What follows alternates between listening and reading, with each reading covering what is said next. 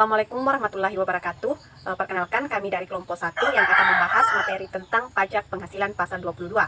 Kami beranggotakan 3 orang. Yang pertama saya sendiri, Uswatun Hasanah. Yang kedua Ratna Amalia Devina. Dan yang ketiga Asih Putri Handayani. Adapun pokok pembahasan yang akan kita bahas pada video ini, yang pertama yaitu pengertian pajak penghasilan pasal 22. Yang kedua, objek dan subjek PPh pasal 22. Yang ketiga, sifat PPh pasal 22. Yang keempat, cara pemungutan dan penyetoran PPh pasal 22. Yang kelima yaitu contoh perhitungan PPh pasal 22. Dalam penjelasan video kali ini saya akan menjelaskan mengenai pengertian PPh pasal 22. Pengertian PPh pasal 22 yaitu merupakan pajak yang dipungut oleh bendahara pemerintah, baik pemerintah pusat maupun daerah, instansi atau lembaga pemerintahan, badan-badan tertentu, baik badan pemerintahan swasta yang berkenan dengan kegiatan di bidang impor atau kegiatan usaha di bidang lainnya. Adapun objek penghasilan yang dikenakan pajak PPh pasal 22 yaitu kegiatan yang dimaksud meliputi barang, impor barang, ekspor barang tertentu, penjualan barang tertentu, dan penjualan kepada pembeli tertentu. Berikut kegiatan-kegiatan yang dikenakan PPh pasal 22. 1. Impor barang. Impor barang dibedakan menjadi beberapa kelompok jenis barang dan kepemilikan angka pengenal impor atau API bagi importirnya. 2. Ekspor komoditas. Tambang batubara, mineral logam, dan mineral bukan logam yang dilakukan oleh eksportir kecuali yang dilakukan oleh wajib pajak yang terikat dalam perjanjian kerjasama pengusahaan pertambangan dan kontrak karya. Ketiga adalah pembelian barang oleh 1. Bendahara pemerintah dan kuasa pengguna anggaran atau KPA sebagai pemungut pajak pada pemerintah pusat, pemerintah daerah, instansi atau lembaga pemerintah, dan lembaga negara lainnya. Kedua adalah bendahara pengeluaran yang berkenan dengan pembayaran dengan mekanisme uang persediaan atau UP.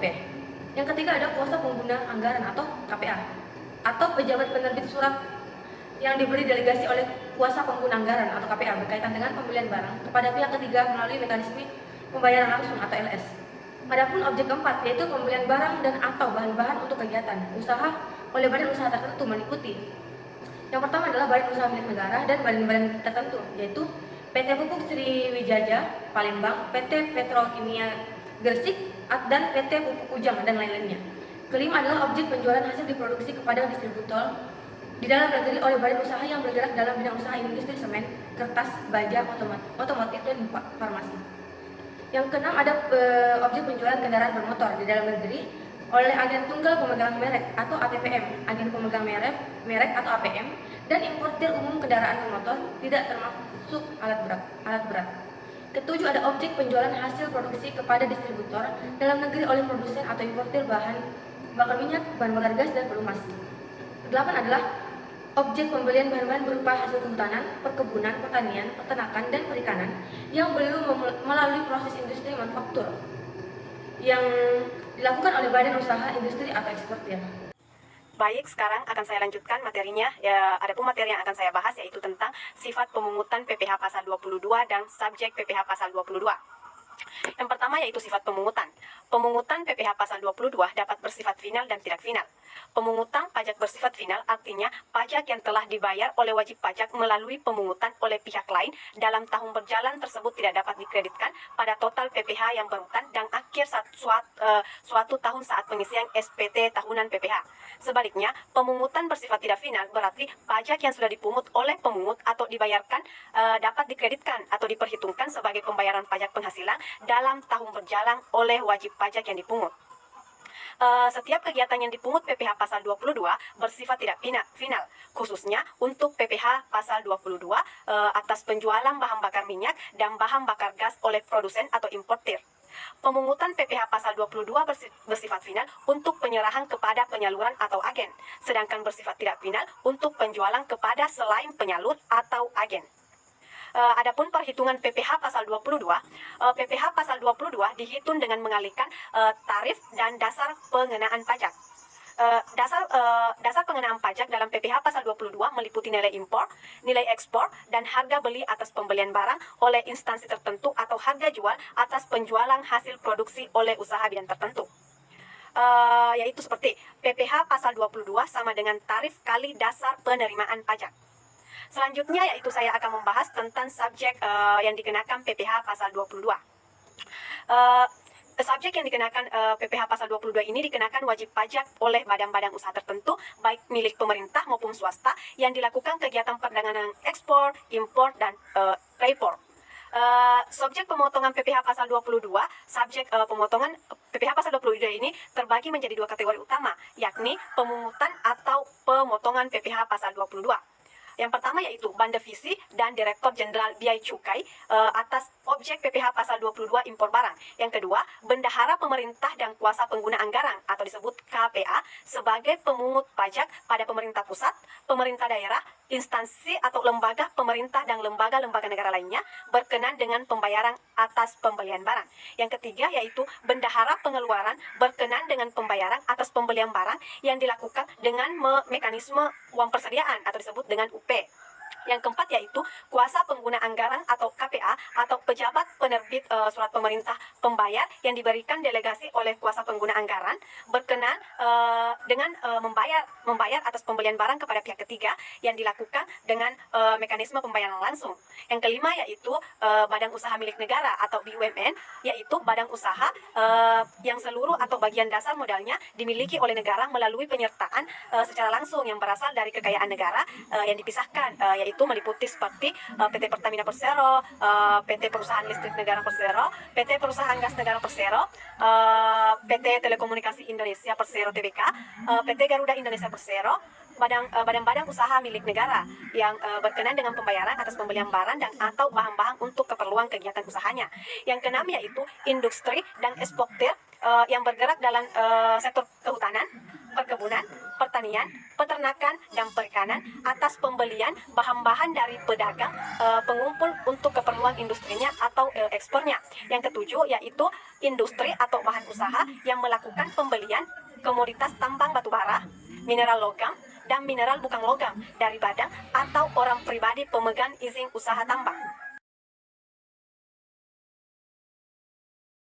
Cara pemungutan dan penyetoran PPh pasal 22. Pemungutan PPh pasal 22 atas impor barang. Penyetoran PPh disetor oleh importir yang bersangkutan dan Ditjen Cukai melalui pos persepsi bank divisi, persepsi atau bank persepsi menggunakan SSP surat atau surat setoran pabean cukai dan pajak yang berfungsi sebagai bukti pemungutan pajak. Yang kedua, pemungutan PPh pasal 22 atas ekspor komoditas tambang batubara, mineral logam, dan mineral bukan logam. Penyetorannya, PPh disetor oleh eksportir yang bersangkutan melalui pos persepsi, bank divisi persepsi atau bank persepsi menggunakan SSP yang berfungsi sebagai bukti pemungutan pajak. Ketiga, pemungutan PPh pasal 22 oleh pemungut pajak bendahara pemerintah, kuasa pengguna anggaran atau KPA, bendahara pengeluaran, pejabat penerbit surat perintah membayar atas delegasi. Penyetoran wajib disetor pemungut ke kas negara melalui pos persepsi, devisa atau bank yang ditunjuk oleh Menteri Keuangan menggunakan surat setoran pajak. Pemungut pajak wajib menerbitkan bukti pemungutan pajak rangkap 3, lembar pertama untuk wajib pajak, lembar kedua untuk KPP sebagai lampiran dan SPT, lembar ketiga sebagai arsip pemungutan yang bersangkutan. Selanjutnya, pemungutan PPh pasal 22 oleh A. Badan usaha tertentu meliputi BUMN dan badan usaha tertentu yang memiliki secara langsung. B. Badan usaha industri tertentu, industri semen, industri kertas, industri baja, industri otomotif, dan industri farmasi. C. ATPM dan importir kendaraan bermotor. D. Produsen dan importir bahan bakar, minyak, bahan bakar gas, dan pelumas. E. Badan usaha industri atau importir yang membeli bahan berupa hasil kehutanan, perkebunan, pertanian, peternakan, dan perikanan. Dari kelima ini penyetorannya yaitu PPh wajib disetor oleh pemungut melalui pos persepsi, bank devisa persepsi atau bank persepsi. Pemungutan SPP menggunakan wajib pajak menerbitkan bukti pemungutan PPh pasal 22 dalam rangkap 3. Selanjutnya, saya akan memberikan contoh perhitungan PPh pasal 22. Contoh kasus yaitu PT Anda adalah importir telah memiliki API atau angka pengenal impor tarif. Pada Desember 2018, melakukan impor barang pakaian selam dari Jepang dengan harga faktur 100.000 US dollar, biaya asuransi dan biaya angkut pengapalan barang dari Jepang ke dalam daerah pabean yaitu Indonesia masing-masing sebesar 0,5% dan 10% dari harga faktur. Biaya tersebut dibayar oleh PT Anda.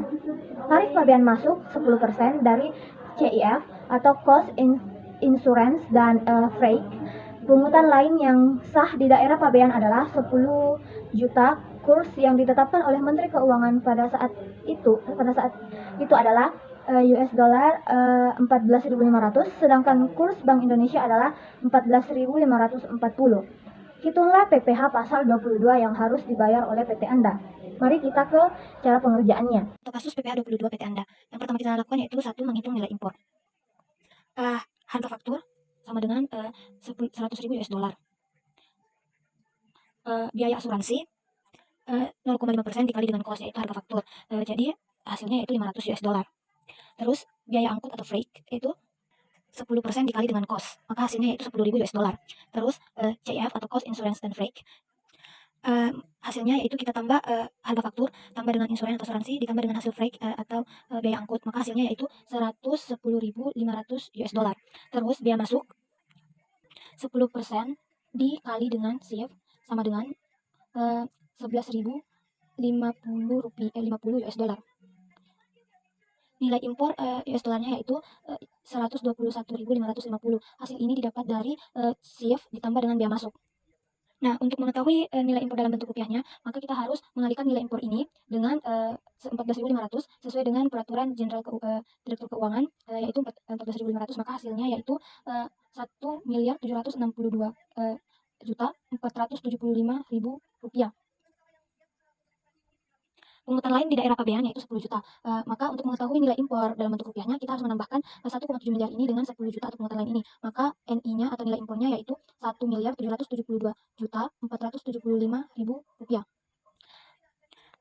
Yang harus dilakukan yang kedua itu menghitung PPh pasal 22 atau impor. Misalnya PPh 22 adalah 10% dikali dengan nilai impor rupiah 1,772.475.000 rupiah. Maka hasilnya yaitu 177.247.500 rupiah. Kenapa 10%? Karena pakaian selain termasuk kelompok barang impor tertentu dikenakan PPh pasal 22 dengan tarif 10%. Ini merupakan lampiran PMK nomor 110.PMK 010/2018 huruf A dengan atau tanpa menggunakan API.